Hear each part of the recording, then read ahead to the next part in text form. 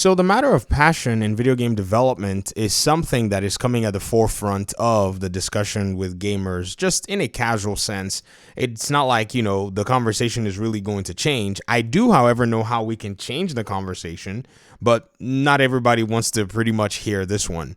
But before we jump into my arguments on that, let's look at something that I saw on Twitter just recently. We already heard that the Suicide Squad Kill the Justice League game was delayed. And somebody posted something that I thought was a little bit interesting, I thought we'd take a look at it and see. So Comic Blast Keenan, I don't know who this is. It was just on my feed looking at the delays news and all that stuff. And they went ahead and posted and said, I could be wrong, and this is just speculation, but I just get a sense that Suicide Squad Kill the Justice League isn't a game that most of Rocksteady devs are passionate about making. The Arkham series literally set the standard for combat in superhero games.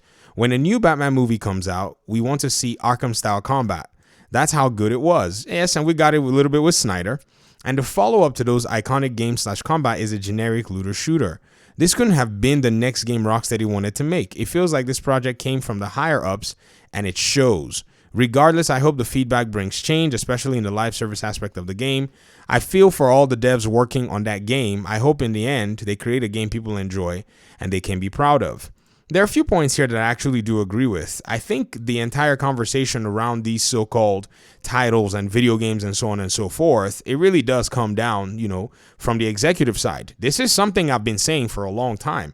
In fact, I was very vocal when it came out to be Gotham Knights' turn, and I was talking about this. A lot of people seem to not want to, follow this particular line of reasoning, but again, like I usually say, gamers play favorites. Now that Rocksteady is making a live service game that many gamers don't want, it's now the higher ups. Well, I'm glad people finally came around, so that's fine. Not saying that this comic book Keenan did this. I'm just saying, it's interesting to see how people are resonating now with the higher ups theory, right? Because the higher ups are a reality. So let's look at what I think may have actually been, the focal point of this entire conversation and where this has originated from, by and large. So when you think about the Arkham games were already made. The Arkham games were already, sanctioned. The executives that were running Warner Brothers at the time, they were in a place where once they saw Stephen Hill and they saw what the team at Rocksteady had put together for a prototype of the Arkham games, they were down with the project. They all showed up and said, hey, man, you need to make this game. And it was a big deal. This is something that Stephen Hill actually did mention in a Reddit AMA where he came out and said, when they first showed this game as a prototype, which is the Arkham games, to Warner Brothers, the room first had about 3 people. Then before you know what was going on, somebody went to call somebody else and somebody else went to call somebody else. And before you know, they had about 50 people in the room. That's when they knew that they had something special. And they did such a good job that the games resonated over the course of the entire scene in superhero games. But come to this point in time, you're seeing them wanting to make this Suicide Squad game, and I'm sure a lot of people are trying to wrap their heads and their minds around it. It brings me back to the conversation that right now, gaming is a much more competitive landscape than we've ever seen before. And you're going to continue to see these kinds of decisions being made until some really passionate people who are passionate about video games, can make their way to the top and actually have a lot more creative autonomy. We are already seeing it, and we've been seeing it for a while nonetheless, but not necessarily in the Western scene. So after Arkham Knight released, just about a year or so afterwards, somebody took over Warner Brothers, the gaming arm. This person was in charge of distribution and so on and so forth. But at that time, around 2016, we started to see some really heavy hitters in the live service genre. We were seeing FIFA drop a whole bunch of, billions of dollars in terms of revenue. We saw Tom Clancy's The Division 1 come out and was the fastest selling game Ubisoft had ever put out, and even was able to continue to rack up more and more players. There was an evolution going on. We saw Star Wars Battlefront 2, even with the fiasco and all of the above, when the developers modified things to make the game less grindy, seemed to have done a little bit okay after going through the controversy. So I'm certain that this was, in a sense, influencing what this executive was looking at and paying attention to. And on seeing that, maybe they thought that they could somehow leverage a live service game to be able to jump into this particular market and this ecosystem. At the same time, Rocksteady had already teased a bunch of Superman stuff in their own game, because it's almost obvious that they wanted to make a Superman game. There's no doubt about that. And so when all of these maybe started to come to the table, it appeared that the executives wanted for Rocksteady to maybe be the studio that would actually maybe try to do the Suicide Squad game. And when you look at it and you kind of maybe do the equation, you'll see that this is possibly something that it fell on Rocksteady's hands because they already had some experience in the past. Let me show you a few things that kind of, resonate to this effect. First of all, if you think about the studios that are under Warner Brothers that are capable of making a multiplayer game, you would notice that one of them is NetherRealms. NetherRealms made Mortal Kombat games, and they made the Injustice games, but their specialty is in fighting games. So for them to be able to basically make the pivot into a shooter is highly, improbable, because they're not experienced in ever having made a shooter. The second set of studios that you can probably say will be maybe Monolith, maybe Avalanche. But again, a lot of these studios are not really well versed in this, methodology. Say even Avalanche probably will be not Avalanche, but Monolith will probably be the closest. But their bigger hitters that they made were the Middle-earth games. They made Shadow of Mordor, Shadow of War. These were games that really did resonate with their communities, and they already seem to have the RPG or action-adventure, maybe open-world sandbox kind of set in stone. This is not something Rocksteady had done on this scale. They had been able to do it, and they were successful. And then when you look around all the other studios and you start thinking, who's going to do it? Avalanche already did the sandbox game. They were already on, track to make the Hogwarts Legacy game, the Harry Potter game. It appeared to me that Rocksteady was kind of like the default choice. And then adding to the fact that Rocksteady has already made a shooter in the past that had multiplayer, they seem to be the best candidate. In fact, Rocksteady even touts the fact that they're capable of making this game on their website currently. If you go on the Rocksteady's webpage, you're going to see their game called Urban Chaos Riot Response. This was an old game that came out in the PlayStation 2 days, I think. I've never played the game, but I do know about it. I've watched a lot of videos about it. And this was actually their first title that they released under the Rocksteady name. They had already released other games when I think they were Eidos or something under, a different moniker.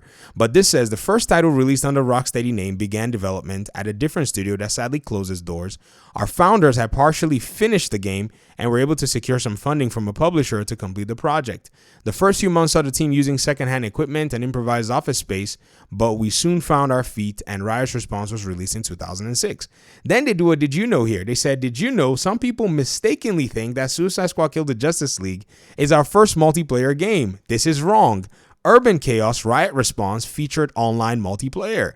So they seem to be the best candidate to make this multiplayer online shooter game because they seem to have the experience or had dabbled into some systems on a smaller scale. So maybe blending and merging these things were, in my opinion, something the executives may have looked at and said, it seems like you guys are the people that are going to get to do this job. Even what's crazy is, I don't know many of you who may remember, but also a while ago, Warner Brothers Montreal was, I guess, reported by Jason Schreier in 2016 to have canceled an unannounced Suicide Squad game and shifting to, in quote, Batman.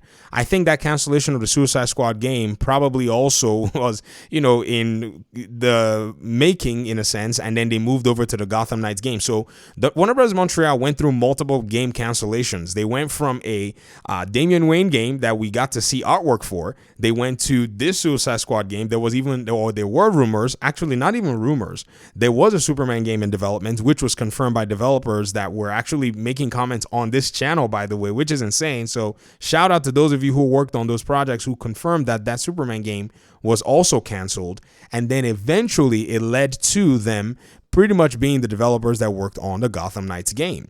So I think all of this, when you look at the way the chess pieces have been moving, this has been a thing where if a studio had not necessarily in my opinion, being able to kind of maybe dial into their own specific niche, that the execs basically had a free day in just picking and choosing who was going to make this particular game. It just happened to be Rocksteady.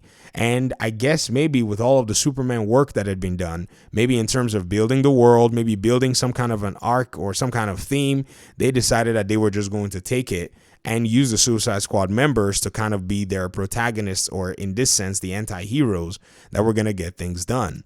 But this has been really interesting so far to see how all of this has been managed.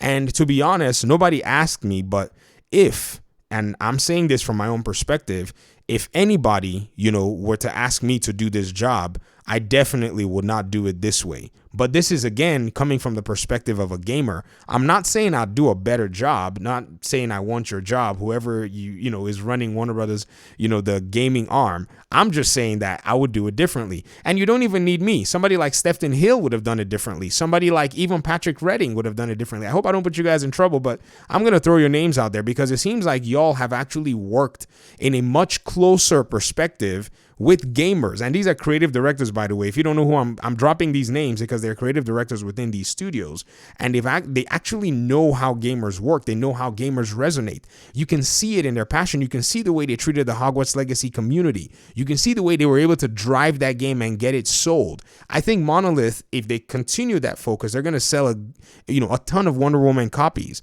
But by and large, it seemed like this creative freedom was pulled away from the people who could actually, in a sense, understand how gamers work, and this game was given to them. So I really do think that this tweet that actually brought up this conversation, in my opinion, is actually very, very accurate in a sense. There's no doubt about that this is probably not the game that Rocksteady wanted to make. The executives do run the show for the most part.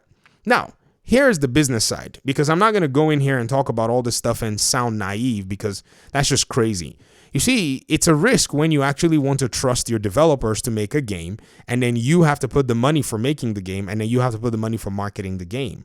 So I don't necessarily know where their prototype for Superman was, or whatever game they were making that was probably not as impressive to their own executives. So this is another side of the whole coin.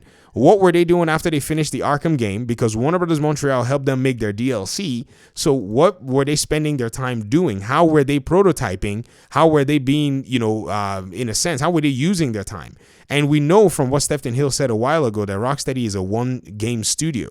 So this, in my opinion, may have somehow bit them in the butt, because if they had maybe taken the approach that other studios use, which is maybe like a multi-game studio or whatever it is, perhaps that could have probably helped them, just the way Warner Brothers Montreal took the approach of multi-game, development, and it more than likely helped them because they could kind of, merge their ideas because they had a plethora of games that they were working on. I think this game was actually very heavily the Damian Wayne game is heavily represented in Gotham Knights, by the way. I made a video to that effect. I can't find it.